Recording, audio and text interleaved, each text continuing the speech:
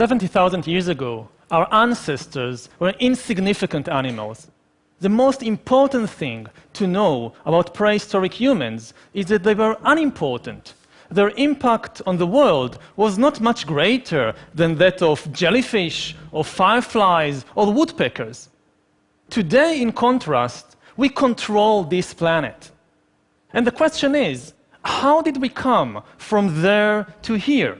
How did we turn ourselves from insignificant apes minding their own business in a corner of Africa into the rulers of planet Earth? Usually, we look for the difference between us and all the other animals on the individual level. We want to believe, I want to believe, that there is something special about me, about my body, about my brain, that makes me so superior to a dog or a pig or a chimpanzee.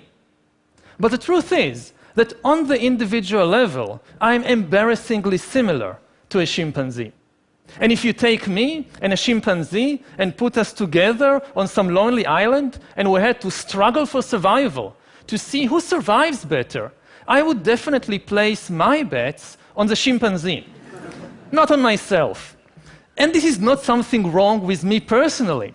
I guess if they took almost any one of you and placed you alone with a chimpanzee on some island, the chimpanzee would do much better.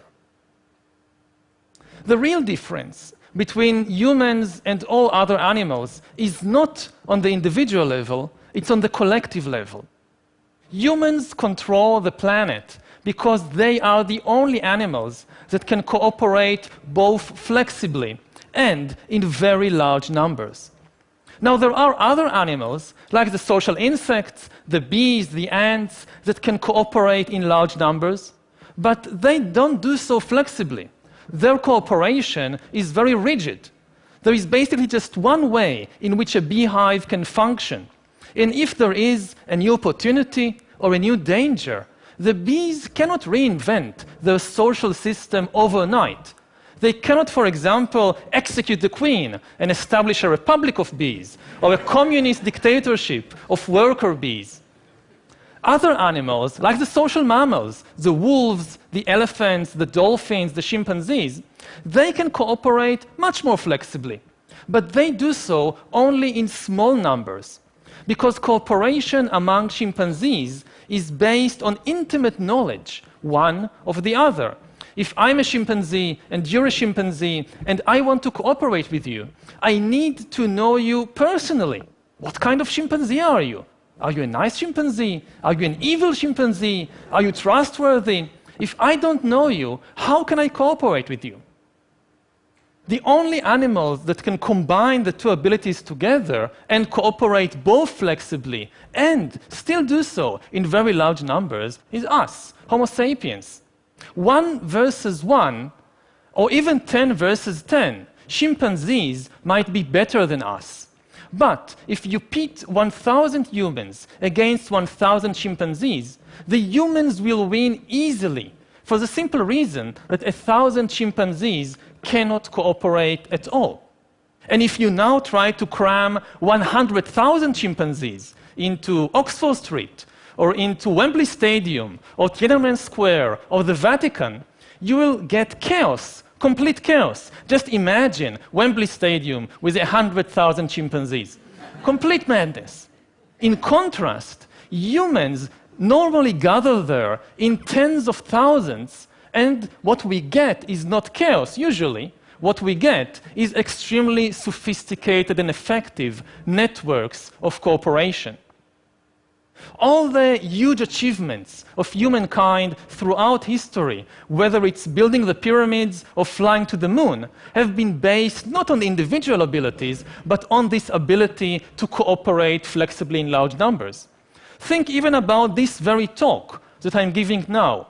I'm standing here in front of an audience of about 300 or 400 people. Most of you are complete strangers to me. Similarly, I don't really know the people, all the people, who have organized and worked on this event. I don't know the pilot and the crew members of the plane that brought me over here yesterday to London. I don't know the people who invented and manufactured this microphone and these cameras which are recording what I'm saying. I don't know the people who wrote all the books and articles that I've read in preparation for this talk.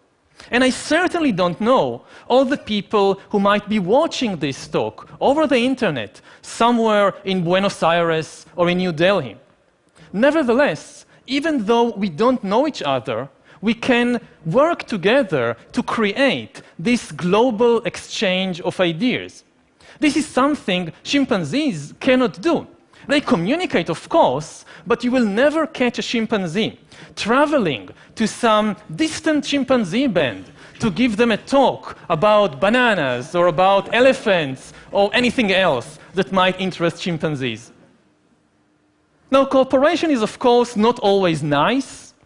All the horrible things humans have been doing throughout history, and we have been doing some very horrible things, all those things are also based on large-scale cooperation. Prisons are a system of cooperation. Slaughterhouses are a system of cooperation. Concentration camps are a system of cooperation. Chimpanzees don't have slaughterhouses and prisons and concentration camps. Now, suppose I've managed to convince you, perhaps, that yes, we control the world because we can cooperate flexibly in large numbers. The next question that immediately arises in the mind of inquisitive listener is how exactly do we do it?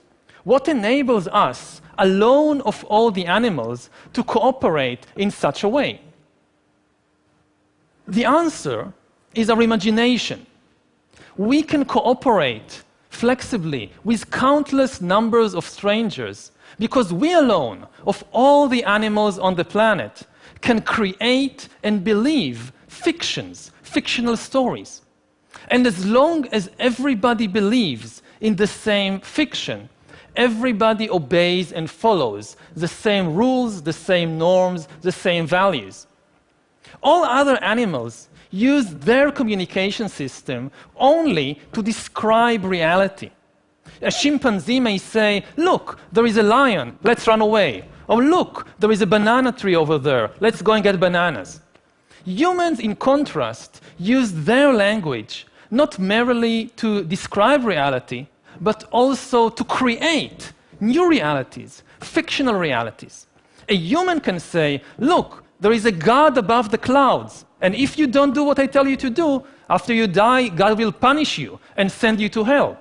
And if you all believe these stories that I've invented, then you will follow the same norms and laws and values, and you can cooperate. This is something only humans can do. You can never convince a chimpanzee to give you a banana by promising him that after you die, you'll go to chimpanzee heaven, and you'll receive lots and lots of bananas for your good deeds. So now give me this banana. No chimpanzee will ever believe such a story. Only humans believe such stories, which is why we control the world, whereas the chimpanzees are locked up in zoos and research laboratories.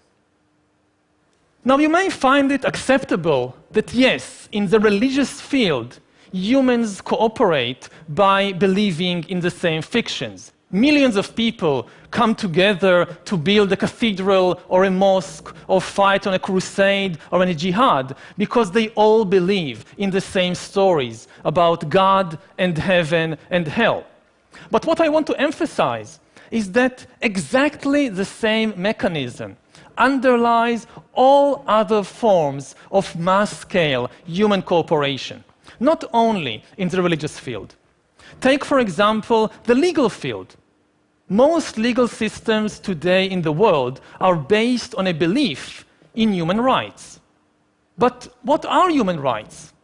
Human rights, just like God and heaven, are just a story that we've invented. They are not an objective reality. They are not some biological fact about Homo sapiens.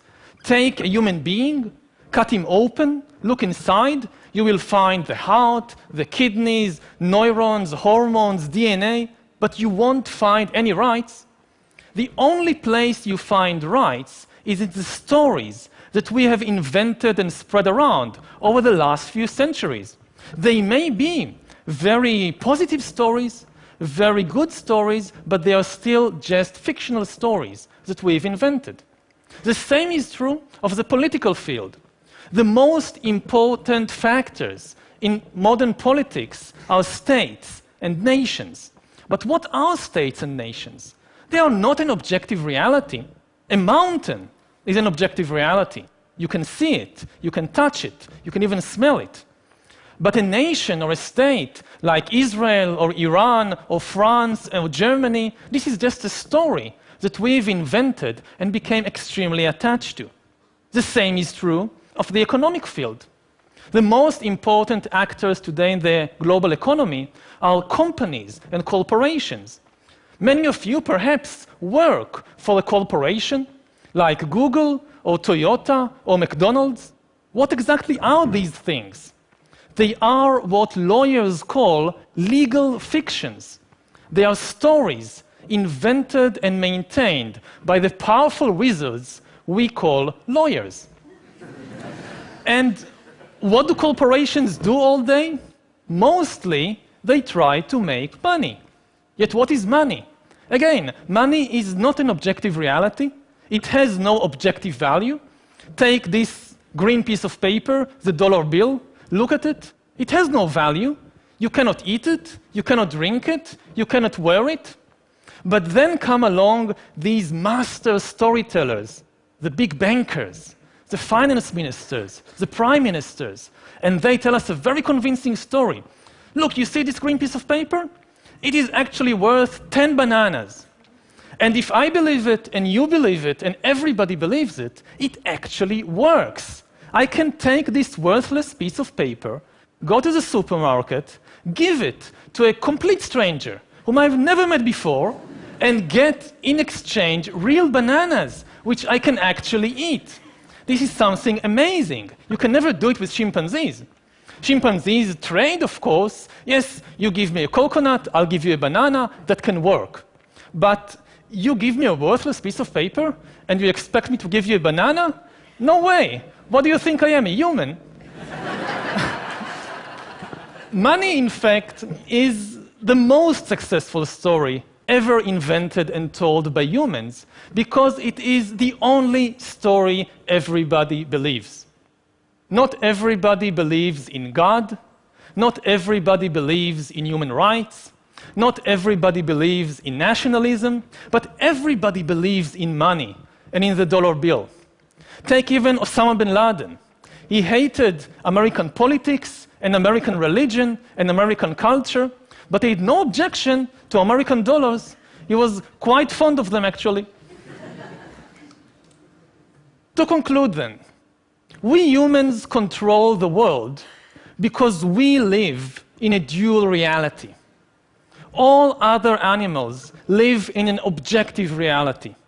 Their reality consists of objective entities like rivers and trees and lions and elephants. We humans, we also live in an objective reality. In our world, too, there are rivers and trees and lions and elephants. But over the centuries, we have constructed on top of this objective reality a second layer of fictional reality, a reality made of fictional entities, like nations, like gods, like money, like corporations. And what is amazing, that as history unfolded, this fictional reality became more and more powerful, so that today, the most powerful forces in the world are these fictional entities. Today, the very survival of rivers and trees and lions and elephants depends on the decisions and wishes of fictional entities like the United States, like Google, like the World Bank, entities that exist only in our own imagination. Thank you.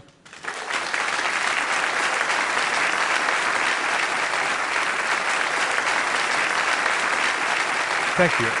Wow. Yuval, you have a new book out. After Sapiens, you wrote another one, and it's out in Hebrew, but not yet translated into I'm working on English. the translation. Okay, in the book, if I understand it correctly, you argue that actually the amazing breakthrough that we are experiencing right now not only will potentially make our life better, but they will create, and I quote you, new classes and new class struggles, just as the Industrial Revolution did. Can you elaborate for us?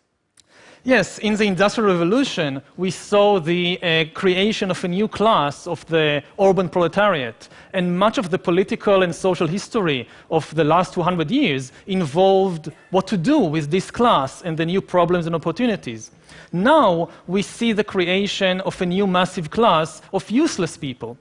As computers become better and better in more and more fields, there is a distinct possibility that computers will outperform us in most tasks and will make humans redundant. And then the big political and economic question of the 21st century will be, what do we need humans for? Or at least, what do we need so many humans for? Do you have an answer in the book?